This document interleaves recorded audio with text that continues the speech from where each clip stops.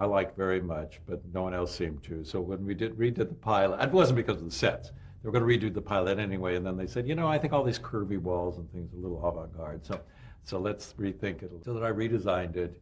It seemed to be a show that was constantly needing redoing, and it was fun, and I redesigned it, and finally had to move on to other things, turned it over to Chris Idowin, who was working with me, and then he even had to do more to it.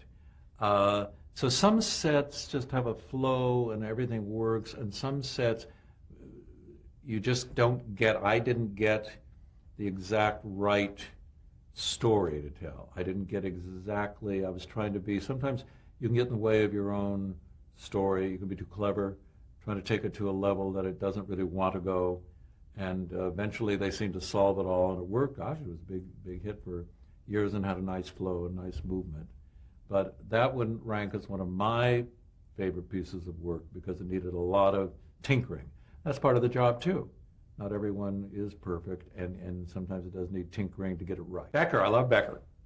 Dave Hacko, who I've worked with, mentioned before, wonderful guy, got me involved with Wings. We had a history prior to that, and he worked on Wings, he produced Wings, he worked on some Frasers, then he created his own show at Paramount called Becker. And he said to me, because we're good friends, he said, I've written this pilot.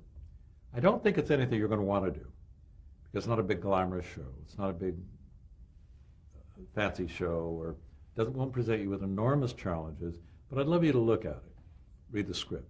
I said, absolutely. And I read the script. I loved it. I love this character, this acerbic character, which I think is just like Dave. He says, no, I wrote it about you, so he'll never, And I went in the next day, I got one of those things again and put it on his desk. I said, if you think there's any chance I'm not designing this, you're crazy. Of course I want to do it. This is terrific. And he said, and we have Ted Danson. And I went, wow, okay.